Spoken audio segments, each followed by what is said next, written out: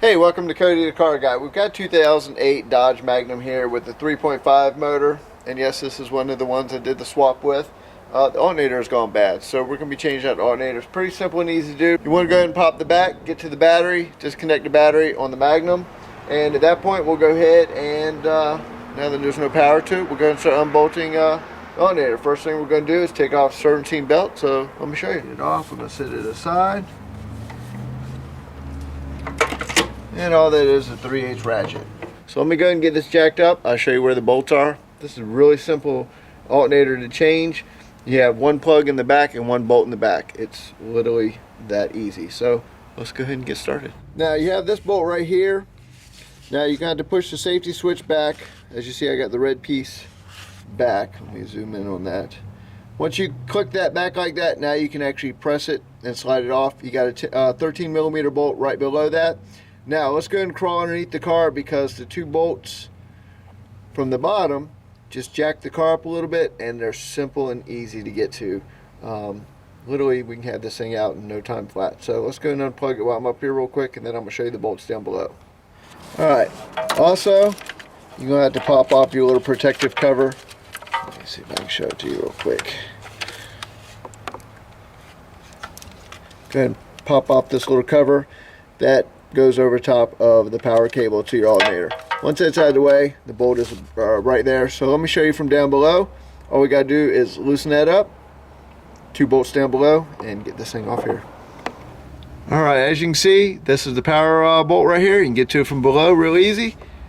And these two bolts. So let's go ahead and get these unbolted, and we'll go back up top, finish pulling the last one off, and we can get the alternator out of there.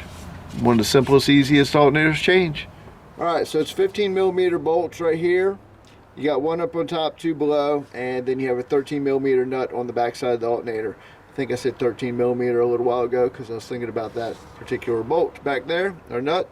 And so let's go ahead and pull this last one out. We went ahead and unplug the plug.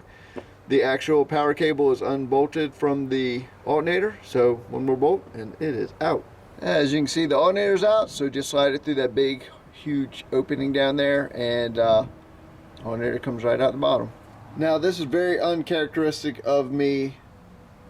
I'm going to be putting a used alternator back on because I had a spare one in the shop, and it's a good alternator. This one of the problems we had on it, someone had damaged it. The motor, when we did the swap, this was the alternator that I got, and it finally just died. Looks like it had been hit or damaged in the accident when I did the motor swap. So I just happened to get this one in at that time. The only thing I've had to change out in the entire swap in over a year of driving it around. So let's go ahead and get it in there and get this thing wrapped up. Now at this point, since I was already down below, I went ahead and put the two bottom bolts in, but I did not tighten them up. All I did was pretty much hand snug them, so that way we can make sure everything is lined up and we'll go in so we don't have any more issues.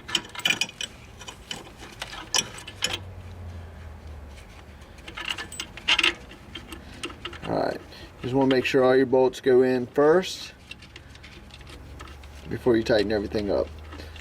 So as you see, everything is going in. I went in and tightened the back of the alternator bolt once I had the two bottom ones in finger tight. So I will say one thing about the power wire. It has a little lip on it. It has to go in one way on the back of the alternator.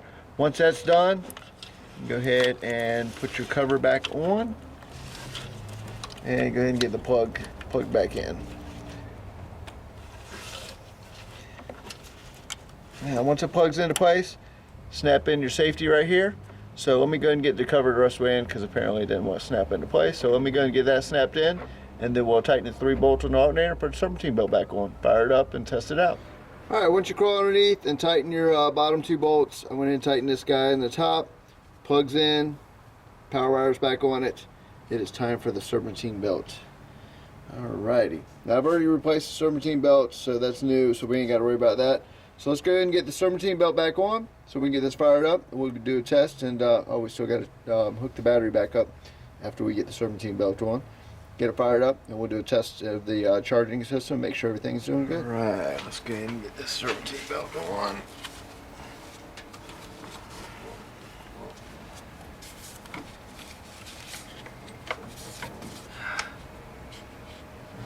Everything looks like it's good. Everything's where it's supposed to be. Alright, let's fire this thing up.